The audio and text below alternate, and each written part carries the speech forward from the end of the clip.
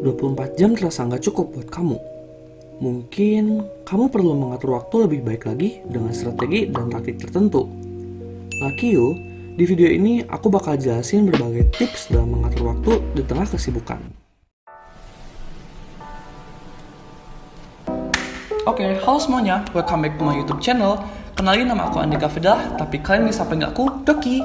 Aku merupakan mahasiswa dari jurusan manajemen Universitas Padjadjaran angkatan 2019. Jadi sedikit cerita nih teman-teman. Belakangan ini aku lagi cukup disibukkan dengan beberapa kegiatan ya, mulai dari kuliah, bikin konten di YouTube tiap minggunya, organisasi saham sebagai manajer, organisasi pengembangan diri, dan juga aku lagi ikut program education seputar consulting. Oh iya, aku juga jadi pengajar di salah satu komunitas belajar belakangan ini. Nah, dari berbagai kegiatan aku itu, aku cukup saling update di Instagram aku seputar apa yang sedang aku lakukan gitu. Dari situ cukup banyak pertanyaan bagaimana cara aku mengatur waktu dengan berbagai kegiatan. Nah, sebenarnya menurut aku masih banyak orang-orang yang punya kegiatan jauh lebih banyak dari aku gitu dan sangat aktif sebagai mahasiswa gitu ataupun kegiatan lainnya. Cuma dari aku jadi kepikiran sih, gimana kalau misalnya aku bikin video seputar tips mengatur waktu dengan baik dengan berbagai kegiatan yang kita punya. Seenggaknya tips ini berlaku buat aku dan aku terapkan pada semua kegiatan-kegiatan yang sedang aku lakukan sekarang ini, agar kedepannya kalian tetap bisa memiliki kegiatan yang banyak tapi menghandlenya dengan baik. Nah, sebelum masuk ke videonya, kalian bisa support aku dengan cara klik like, comment, dan subscribe, serta nyalain lonceng notifikasinya biar kalian gak ketinggalan informasi seputar education, produktivitas, SBMPTN, dan lainnya. Oke, tips pertama yang aku bakal sampaikan ke kalian adalah mulai secara perlahan dan juga konsisten. Nah, di sini penting banget buat kalian melakukan kegiatan itu step per step ya. Jadi ada tahapnya dikit-dikit, nggak semuanya seabrek dilakukan dalam satu waktu gitu. Kalau datang secara tiba-tiba kan kita bisa jadi kaget dan juga stres sendiri karena kita nggak menghadapi hal-hal itu sebelumnya gitu. Nah, jadi dari sini aku harapkan teman-teman bisa memulai kegiatan secara perlahan gitu, dari satu kegiatan terus tambah kegiatan lainnya sampai suatu saat kalian baru sadar kalau kegiatan kalian itu ada banyak gitu. Nah, selain adaptasi juga penting banget buat kalian untuk konsisten. Dimana di sini kalian harus pertimbangin dulu sih sebelum menerima suatu kegiatan itu, kalian cocokin dulu dengan jadwal kalian. Sekiranya kalian ini bakal mampu untuk menjalankan kegiatan itu apa enggak gitu. Biasanya kalian ingin mengikuti suatu organisasi gitu yang butuh waktu 1 tahun untuk kepengurusan, dan dari situ coba kalian cocokin dulu jadwal kalian dalam 1 tahun itu bakal numpuk apa enggak sama kegiatan lainnya gitu. Kalau misalnya enggak, it's okay banget untuk gabung di organisasi tersebut dan menjalankan kegiatan-kegiatannya. Oke, tips kedua yang bisa kalian terapkan adalah perencanaan jadwal harian atau bisa dibilang dengan daily schedule gitu ya. Ini merupakan hal yang sangat penting buat aku dan juga wajib banget untuk aku lakukan tiap harinya, seenggaknya ketika hari kerja ya. Kenapa ini penting banget? Karena dengan mengatur jadwal harian itu kita jadi bisa tahu loh apa yang harus kita lakukan di hari tersebut dan jatuhnya enggak buang-buang waktu untuk mikir, oh sekarang harus ngapain ya, abis itu harus ngapain ya. Dan juga untuk meminimalisir kelupaan kita terhadap suatu kegiatan atau tugas-tugas yang harus kita kerjakan gitu. Nah, buat aku sendiri aku pakai aplikasi yang namanya Google Calendar. Ini udah sering banget aku notice di video-video aku sebelumnya karena saking emang bergunanya gitu ya daily schedule ini buat aku. Nah, biasanya aku mengatur jadwal untuk satu hari itu di Google Calendar aku biasa lakukan di malam hari sebelum hari H ataupun di pagi hari di hari H sih. Misalnya aku bikin rencana to-do list di hari Selasa gitu. Paling enggak aku bikin jadwalnya itu di Senin malam atau Selasa pagi sebelum aku memulai hari gitu. Dan juga untuk bikin jadwal ini tuh kita nggak asal bikin jadwal ya teman-teman, tapi ada tips-tips yang bisa teman-teman lakukan biar jadwal ini dapat dijalankan secara nyata. Tips dalam perencanaan jadwal harian ini yang pertama adalah buat secara spesifik. Di sini teman-teman perlu membuat jadwal yang jelas dan juga detail gitu ya terhadap apa aja yang harus teman-teman lakukan.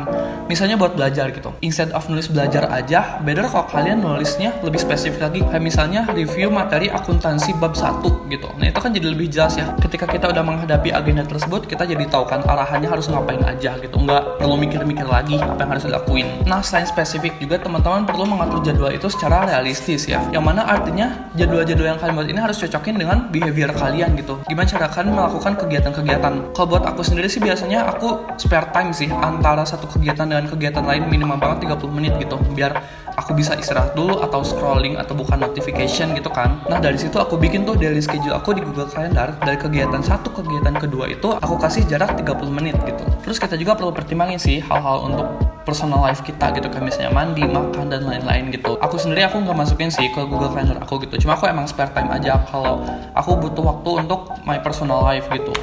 Next, tips yang ketiga adalah 80-20 rule atau bisa disebut dengan Pareto Principle. Nah, ini merupakan suatu prinsip di mana banyak kejadian yang mana 80% hasil itu berasal dari 20% penyebabnya. Kalau misalnya kita kaitin dengan time management, nah yang mana 80% hasil yang kita kerjakan itu berasal dari 20% effort kita. Nah, seenggaknya itu aku lakukan sih dalam menjalani kegiatan-kegiatanku gitu untuk memanajemen waktu dengan baik. Karena aku akan fokus melakukan pekerjaan yang sekiranya dapat menghasilkan output yang besar gitu. Kalau misalnya aku melakukan pekerjaan yang sekiranya nggak bakal menghasilkan output besar tapi aku perlu melakukan effort yang banyak, aku akan mengeliminasi pekerjaan tersebut sih, atau mencari alternatif lain gitu. Contohnya aku lagi ngerjain tugas gitu, aku bakal maksimal untuk mengerjakan tugas-tugas yang sekiranya berpengaruh besar untuk hasil nilai aku gitu. Nah kalau misalnya seandainya ada bagian minor yang sekiranya aku gak paham dan kalau aku cari-cari itu aku gak dapet, aku bakal minta teman aku untuk ngejelasin dibandingkan aku mencari-cari sendiri sampai membutuhkan waktu yang lama gitu. Dengan alternatif tadi kan aku jadi lebih efisien dan menggunakan waktu gitu. Jadi aku gak begitu spare time untuk hal-hal yang gak berpengaruh besar. Nah tapi syarat dalam menerapkan 80-20 rule ini adalah kalian harus fokus. Yang mana dalam waktu yang terbatas ini kita harus melaksanakan kegiatan itu seefektif mungkin dan juga memanfaatkan waktu tersebut dengan baik gitu. Biar nanti kedepannya kita gak akan memakan waktu yang lebih banyak gitu. Kan kalau misalnya kita nggak fokus, kadang kita harus butuh waktu lebih ya untuk mengulangi hal yang seharusnya kita fokusin tadi gitu. Nangkep gak? Nah selanjutnya yang bisa kalian lakukan adalah membuat skala prioritas.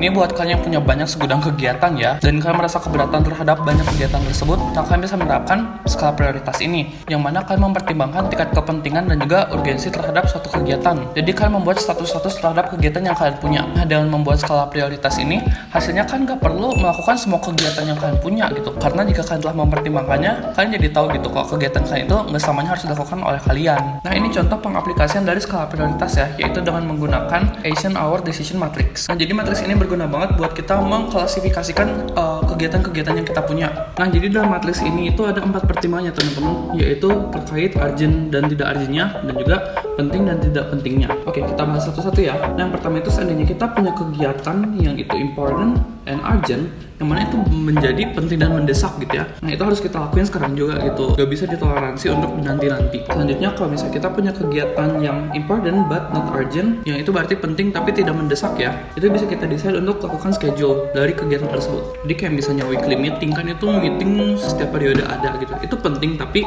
nggak mendesak, jadi ya udah bikin schedule dari situ. Terus yang ketiga itu not important but urgent, yang artinya tidak penting tapi mendesak. Nah dari sini kalian bisa lakukan delegate atau delegasi, yang artinya itu kalian cari perwakilan orang yang setidaknya bisa melakukan hal tersebut untuk kalian. Nah dan yang terakhir itu kalau misalnya kegiatannya not important and not urgent gitu, jadi nggak penting dan juga nggak mendesak, itu solusinya adalah delete gitu. Eliminasiin kegiatan tersebut dari to-do list kalian. Seenggaknya kalian bisa lakukan hal-hal tersebut dalam waktu ketika kalian lagi free gitu kan, kayak misalnya nonton TV atau something like that, kan itu nggak penting dan nggak urgent gitu. Tetap kalian butuh tapi bisa kalian lakukan ketika kalian tidak ada jadwal yang penting dan mendesak gitu. Nah dengan melakukan skala prioritas ini kan kita jadi lebih enak ya dalam melaksanakan kegiatan itu, jadi kesannya enggak terburu-buru dan juga enggak semua numpuk di otak gitu. Nah baru kalau udah gini kita bisa masukin ke jadwal harian kita. Nah tips yang terakhir dari aku adalah concern about your mental health. Nah mungkin di samping kegiatan-kegiatan kita yang banyak dan bejibun, kita juga tetap perlu memperhatikan kesehatan mental kita. Karena dalam menjalankan kegiatan yang padat itu biasanya berkaitan dengan yang namanya stres gitu. Stres itu wajar ya, tapi stres yang berkepanjangan itu berbahaya buat kita. So take your time for living your personal life, karena it's worth it gitu jika dibandingkan dengan kegiatan-kegiatan kalian yang padat. Kayak misalnya kalian mau dengerin lagu, nonton drama Korea dan lain-lainnya, itu buat aku sendiri itu juga bagian yang penting buat aku gitu. Karena di samping kesibukan aku tetap update dengan apa yang terjadi di dunia gitu kan. Baru aku bisa melanjutkan kegiatan lainnya itu dengan mood yang sudah baik dan energi yang full lagi gitu. Kayak istilahnya isi energi lah gitu. Jadi jangan sampai kalian punya mindset kalau misalnya tidur dan me time itu adalah hal yang gak penting gitu. It's matter for your life gitu, penting banget, cuma mungkin diatur prioritasnya gitu, dan juga scale-nya gitu antara kegiatan produktivitas kalian dan juga personal life kalian. Mungkin kalau misalnya di dunia kerja itu ada istilahnya yang namanya work-life balance ya. Kalau misalnya kalian di startup itu kan kayak misalnya Shopee atau Tokopedia itu lingkungan kerjanya tuh enak banget dan gak ada seragam-seragam gitu kan. Biasanya mereka pakai smart casual sih, dress code buat kerjanya gitu. Oke, mungkin segitu aja tips dari aku seputar mengatur waktu dengan baik. Nah, sekarang aku pengen tanya ke teman-teman, apa sih kendala utama kalian dalam manajemen waktu?